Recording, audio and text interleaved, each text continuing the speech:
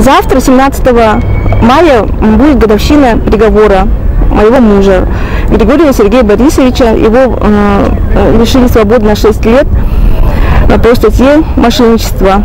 Это является слишком суровым приговором для этой статьи. В чем был интерес посадить его на 6 лет?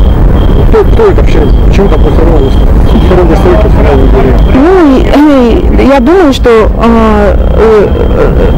это заинтересованность судьи Верховного суда. Об этом очень хорошо рассказал журналист Григорий Пасеко. Какого интереса? Раисы Александровой. Ну, наверное, это нужно у нее спросить, во-первых. А во-вторых, в этой статье, значит, упомянуто, что у нее есть сын и отец судимый. Получается, можно сказать, криминал ворвался, проник в судебную. И при этом пострадали дети 3 и 6 лет.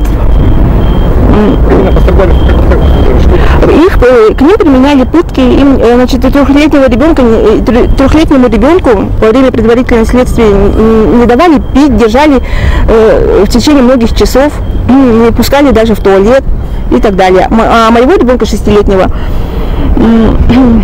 значит, вообще ему тоже причинили вред здоровью. Это все сотрудники правоохранительных органов. И я возмущена. Неужели в России и в Якутии узаконено вот такие пытки и так далее?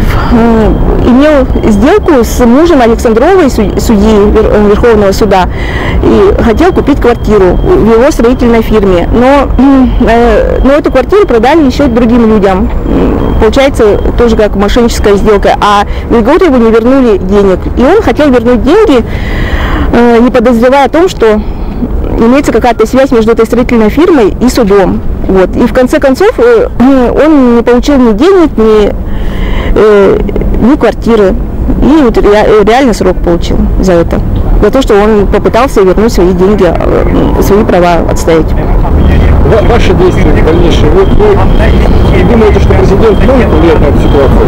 Ну, если не президент, а правительство, поскольку они не отделены от судебной власти. Отделены. Судебная власть отделена от законодательной, от исполнительной власти. Но мы все имеем пример видели, Еремеев, насчет Еремеева письма писали в Верховный суд и пошли навстречу, да. Но Григорьев, он не из Чурапчин, его родителей нету. Вот. Он никогда из бюджета не брал деньги, а только пополнял его, там, создавал рабочие места в течение 20 лет. Информация, что вы обратились к Андрею Тарову, да, чтобы он сюда приехал и провел расследование. Да.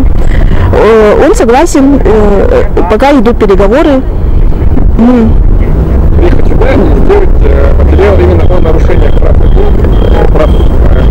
в Республике Саха-Якутия. Да, потому что это нигде такого, это, наверное, только фашисты именно нарушали права детей, пытали их, причиняли им вред здоровью. Все судебные инстанции, все пройдены. Все пройдены. Да. Остается только вот мои требования. Судебных требований никаких нет. Это все зависит от прокуратуры.